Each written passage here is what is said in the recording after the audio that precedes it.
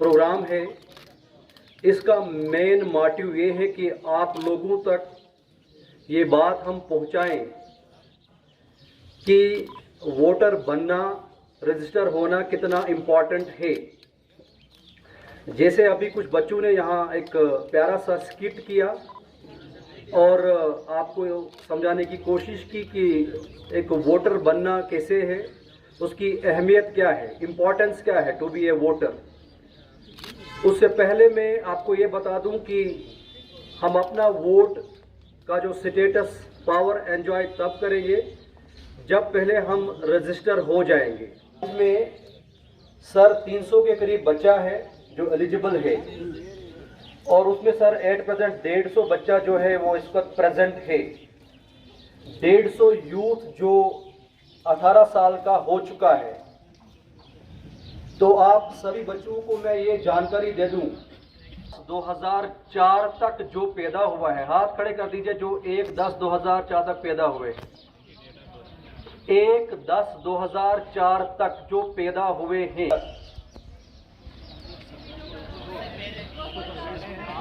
1/10/2004 तक, मतलब एक कट ऑफ डेट है, उसके अंदर अंदर या 1/10/2004 या उसके अंदर अंदर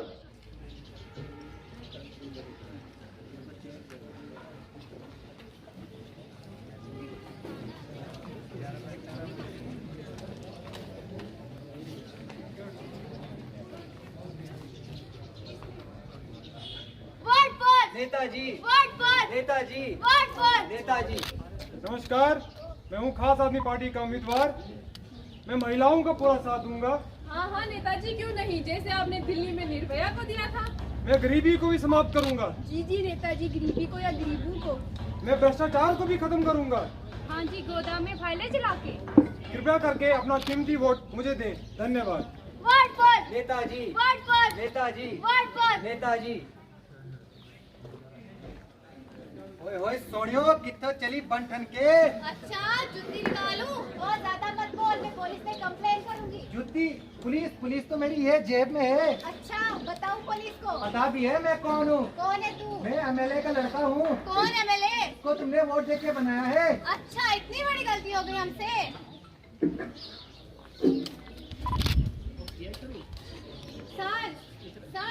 सर छोरी सर बोल के सर खावेगी के।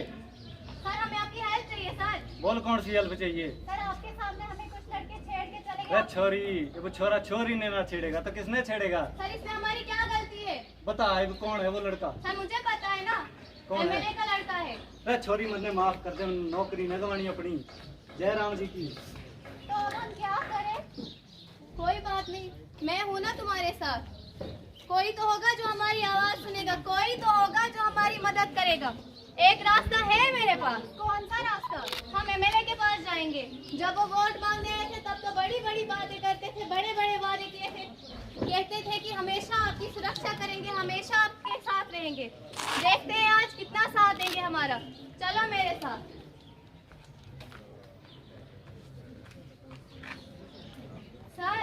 सर सुन रहे हैं आप मेरी बात? यहाँ क्या मदद कर सकता हूँ मैं आपकी। सर, हमें आपकी हेल्प चाहिए। क्या हेल्प चाहिए बोले। सर, कुछ लड़के हमें छेड़ के गए, हमको उनकी कंप्लेन करनी है।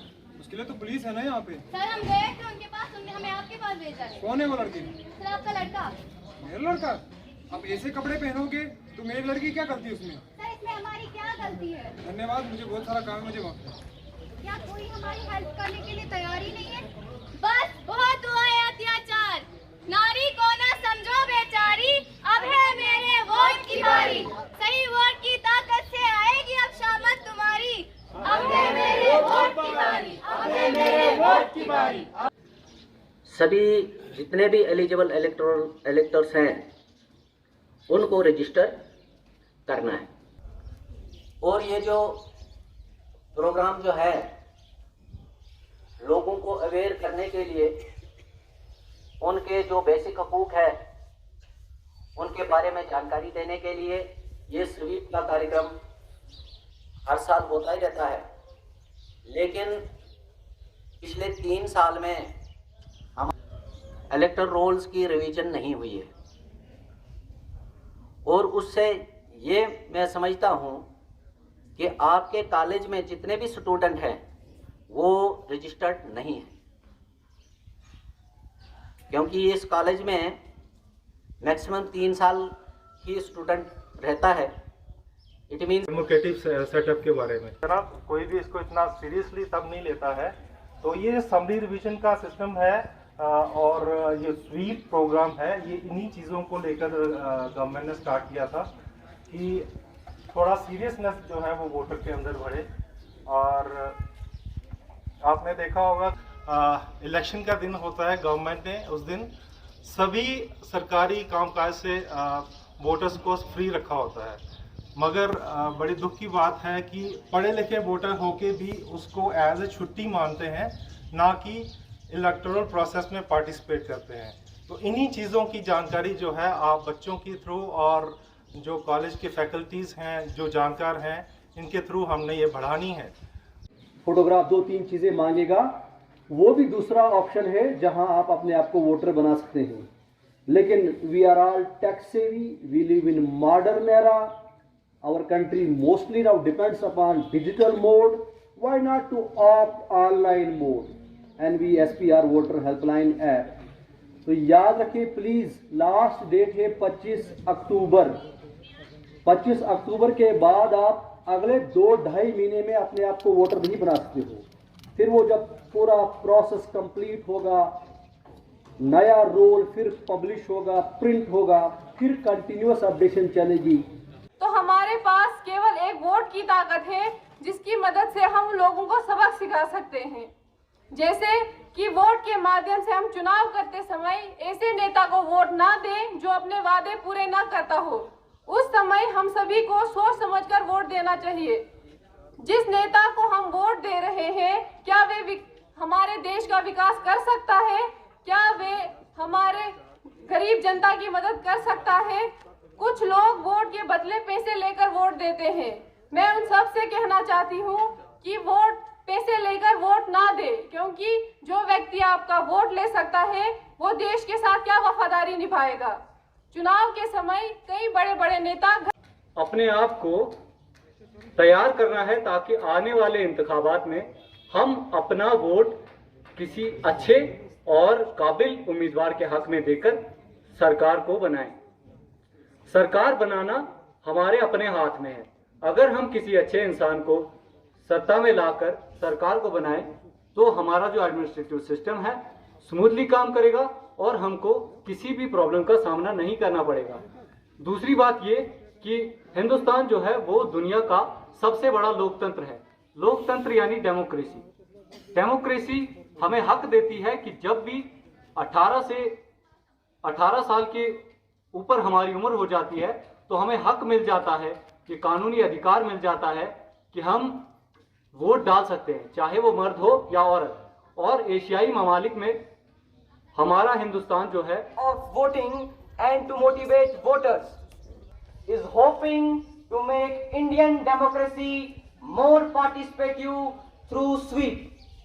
It is designed based on the socio-economic and demographic profile. Sweep started out as a small IEC activity before it was even given the name sweep. The program was properly established and given its name in 2010. From 2009 to 2013, the phase covered our 17 general elections to state assemblies and even 3 revisions of the electoral roll. There were some specific objectives for which sweep program was formed. Educating individuals about the importance of voting, increase participation in elections through voter registration and turnout, increase participation in terms of ethical and informed voting process, and consistent education about the democracy and voting process in India.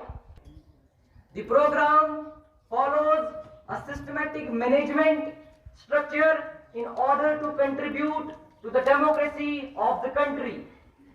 At national level, The Electoral Commission of India prepares the policy, the framework, prepares interventions, and ensure that the policies